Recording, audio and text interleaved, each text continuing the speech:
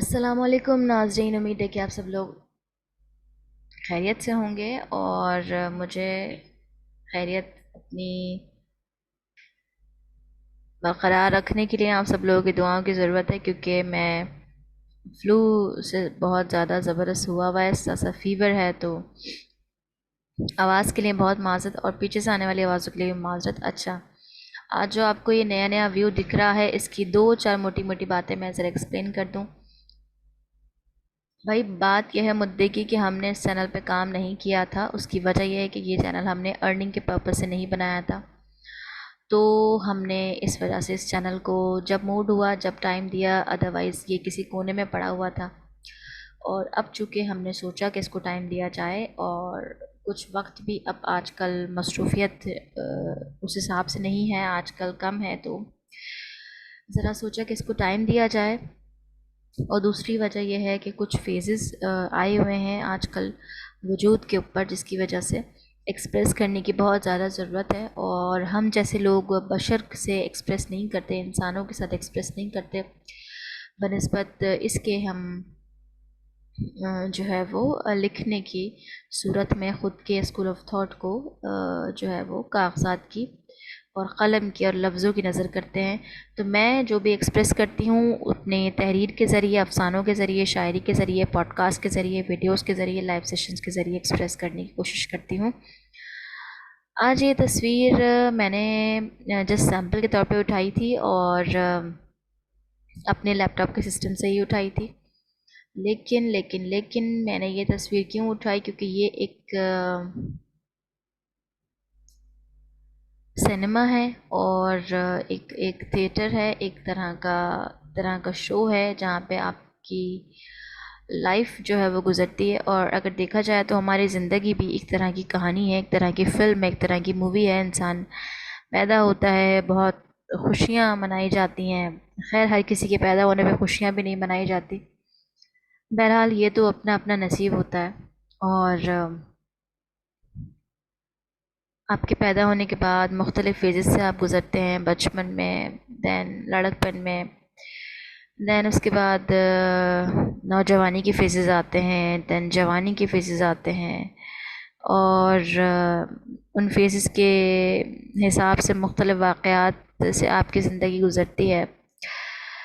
بچپن میں بہت چھوٹی چھوٹی سی چیزیں آپ کو بہت خوش کرتی ہیں، بہت اطمینان دیتی ہیں، بہت سکون دیتی ہیں۔ آپ کی کل کائنات محض چاکلیٹ کا ایک پیکٹ ہوتا ہے، محض ایک چاکلیٹ ہوتی ہے، محض ایک چپس جو ہے، اس کی جو شاپر ہے، اس کی جو ریپر ہے، اس کا جو بیگ ہے، وہ ایک آپ کی کمپلیٹ لائف ہوتی ہے۔ لیکن جیسے جیسے انسان بڑھتا جاتا ہے، اس کی عمر بڑھتی جاتی ہے، اس کے ایکسپیرینسز بڑھتے جاتے ہیں، اس کی زندگی آگے بڑھتی جاتی ہے، تو پھر اب اس کی جنت، اس کی کائنات، اس کی جو خوشیاں ہیں، اس کا جو سکون ہے، وہ مختلف چیزوں کی طرف ڈائیورٹ ہونے لگتا ہے،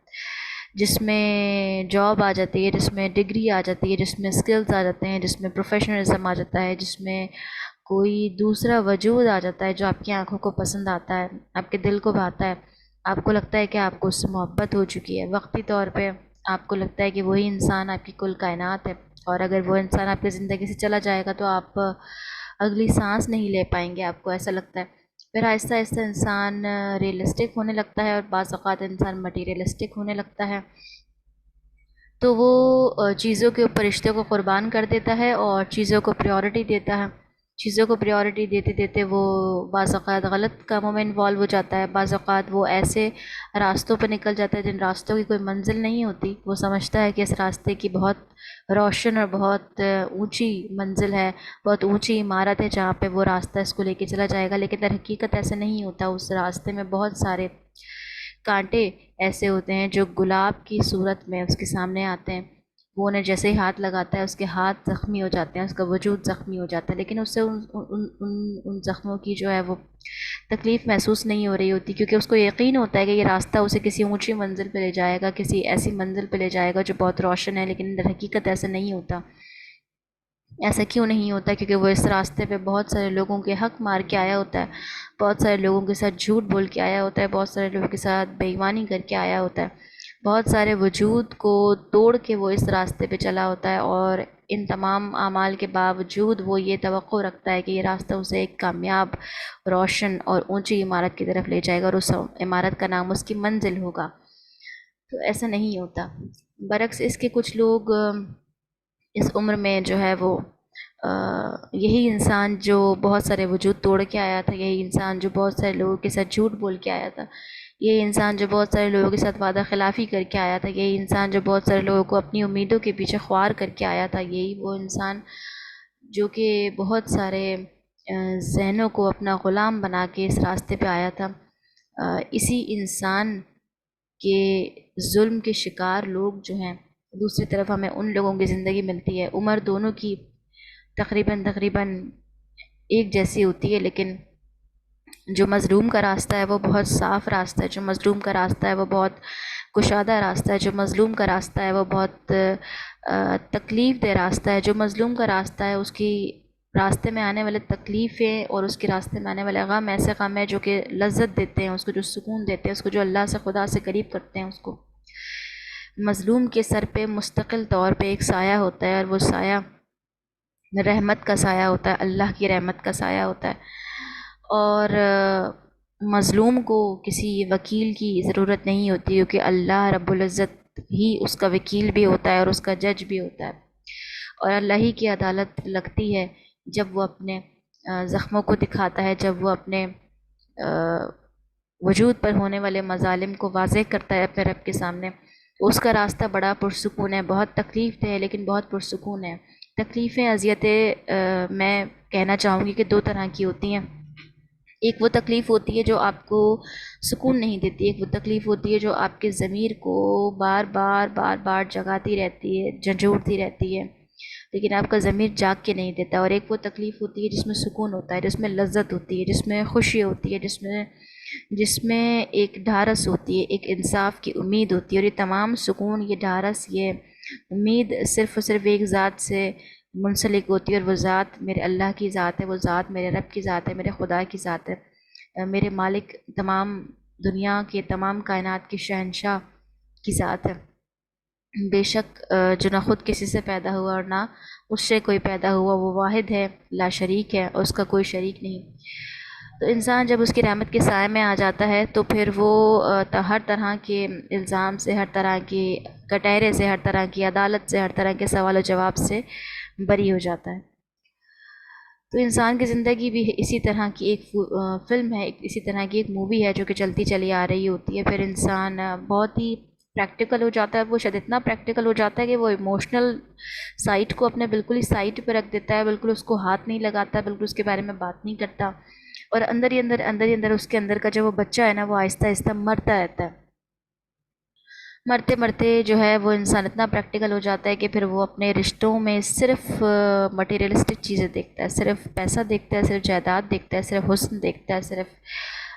شہرت دیکھتا ہے، صرف کامیابی دیکھتا ہے۔ ان تمام چیزوں کے پیچھے چھپی ہوئی چیخوں کو نہیں دیکھتا، ان تمام چیزوں کے پیچھے چھپے ہوئے آنسوؤں کو نہیں دیکھتا، ان تمام چیزوں کے پیچھے چھپی ہوئی بے سکونی کو نہیں دیکھتا، ان تمام چیزوں کے پیچھے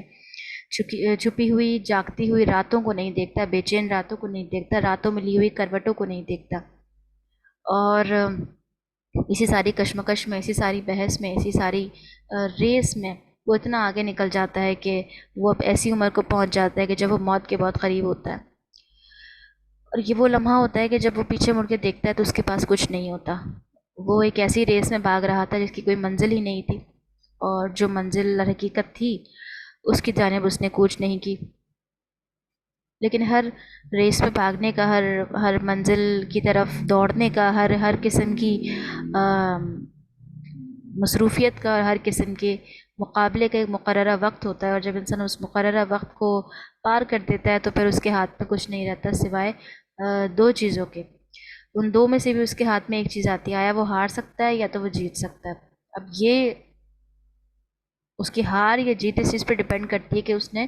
مقررہ وقت میں کیا پرفارمنس کی ہے، تو اس کی پرفارمنس پہ تمام چیزیں ڈپینڈ کرتی ہیں، اور پھر بہت جلد وہ انسان اس دنیا سے چلا جاتا ہے، اور یہ جو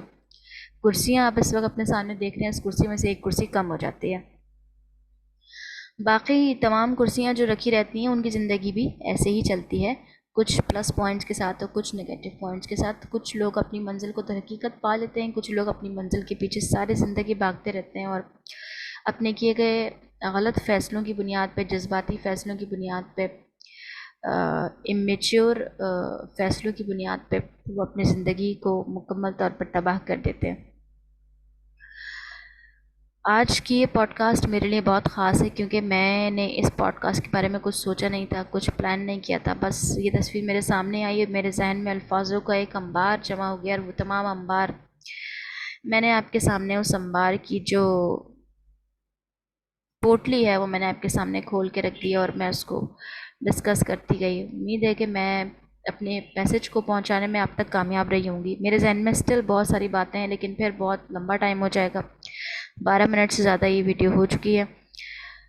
آپ کو اگر کسی بھی ٹاپک پہ پوڈ کاسٹ ریکارڈ کروانا ہو تو آپ کمنٹ سیکشن میں ضرور بتائیے گا. تب تک کے لیے بہت خیال رکھیے گا اپنا. اللہ حافظ.